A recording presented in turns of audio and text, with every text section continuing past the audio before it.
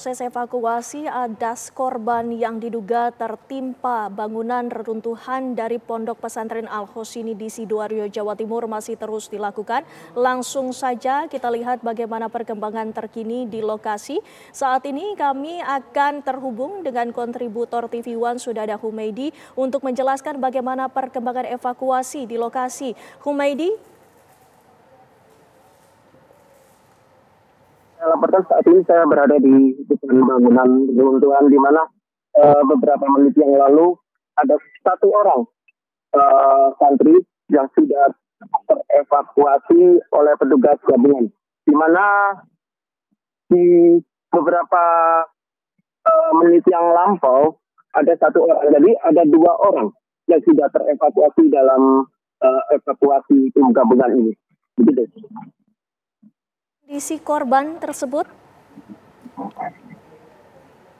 Ya, belum diketahui secara pasti kondisi korban seperti apa. Namun saat tim gabungan melakukan evakuasi, langsung korban ini ditarik dan dibawa ke mobil ambulan dan dibawa langsung ke rumah sakit umum daerah Sidoarjo untuk mendapat perawatan. Begitu. Baik, kami konfirmasi kembali bahwa ada dua korban yang telah dievakuasi, Humaydi.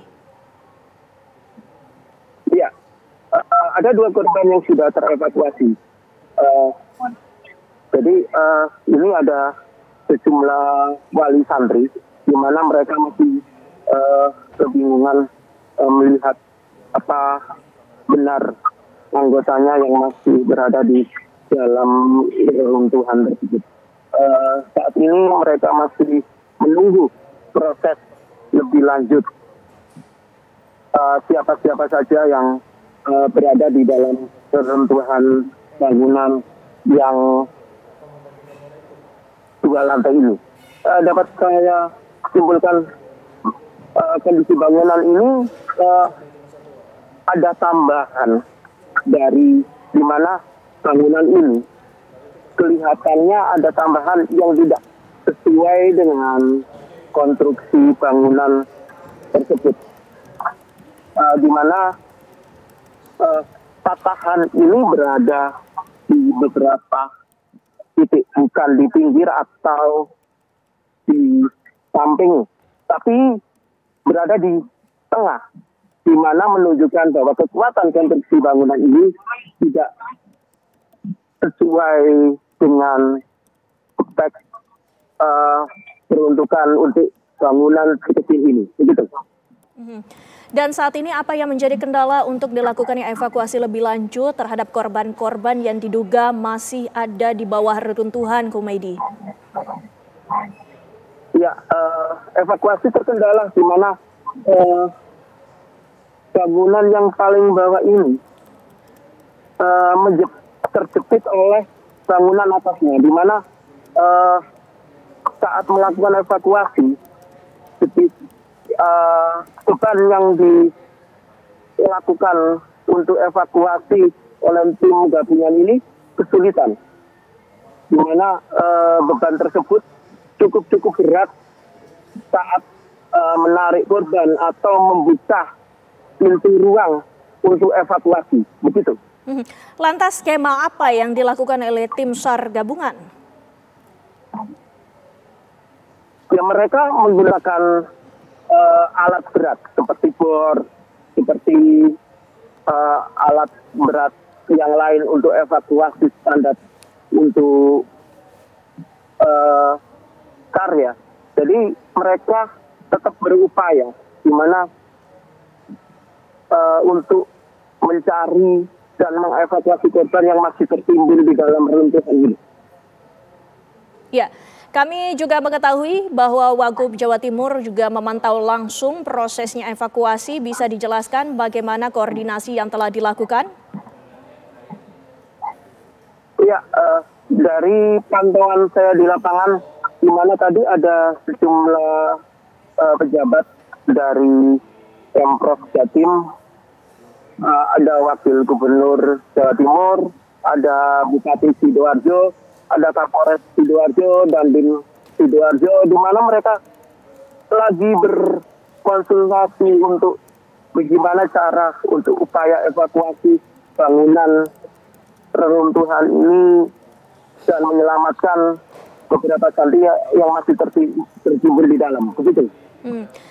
Jika tadi Anda menjelaskan bahwa terdengar suara minta tolong, apakah sampai dengan saat ini bisa diperkirakan titik di mana saja ditemukannya korban? Ya, di mana?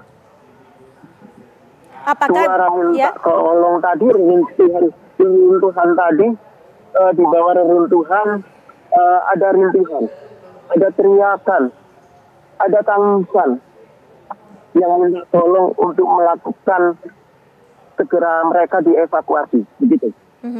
Apakah sampai dengan saat ini masih juga terdengar korban yang bisa mungkin untuk menitik beratkan di mana lokasi mereka berada dengan adanya pertolongan yang mereka sampaikan ini? Ya, mereka dari tim petugas gabungan masih berupaya untuk melakukan evakuasi, namun mereka belum tahu secara detail di mana titik terbanyak korban, apakah di dalam reruntuhan atau di kiri atau di kanannya bangunan, begitu. Baik, Kumedi, kami mungkin ingin mengetahui, Anda bisa menjelaskan gedung yang ambruk ini adalah gedung untuk berapa lantai dan awal mula terjadinya ambruk itu ada di lantai berapa sehingga adanya beberapa bangunan dan lantai ini terhimpit, Kumedi? Ya, dari pantauan di lapangan, gedung ini kelihatannya ada 3 lantai ya.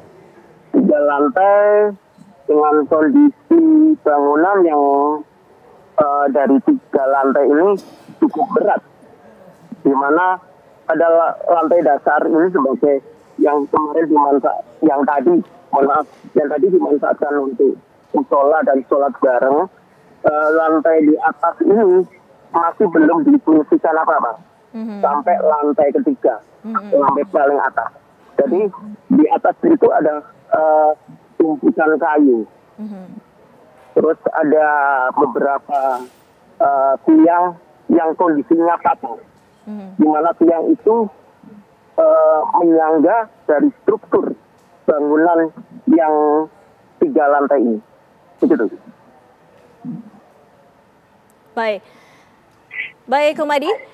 Kami juga melihat bahwa pemirsa saat ini tim SAR gabungan masih terus melakukan upaya evakuasi dan sejumlah skema pun terus dilakukan untuk meminimalisir adanya korban yang bisa diselamatkan namun terhimpit dari bangunan. Ini kita lihat bersama-sama bahwa sampai dengan saat ini tim SAR gabungan masih terus melakukan koordinasi, bahkan dari pejabat Pemprov terus melakukan koordinasi. Sampai dengan saat ini yang kami terima bahwa ada dilakukannya pengecoran lantai pada lantai 4 gedung pada pukul 15 waktu Indonesia Barat pada saat jamaah sedang melakukan sholat asar.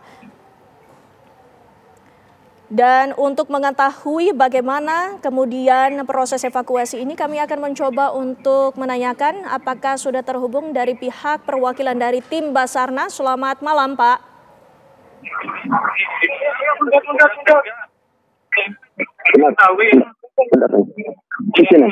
Bentar, di tangan kantor Jakarta.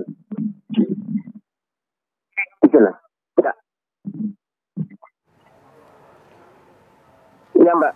Ya, kami ingin mengetahui, Pak, mungkin bagaimana perkembangan proses evakuasi yang saat ini tengah dijalani oleh tim SAR gabungan? Ya, tim SAR gabungan saat ini masih mencoba fokus mengevakuasi terhadap korban-korban yang masih hidup atau masih ada tanda-tanda dia bergeria, kemudian untuk tanda-tanda pergerakan ataupun yang memang masih terlihat bagian tubuhnya.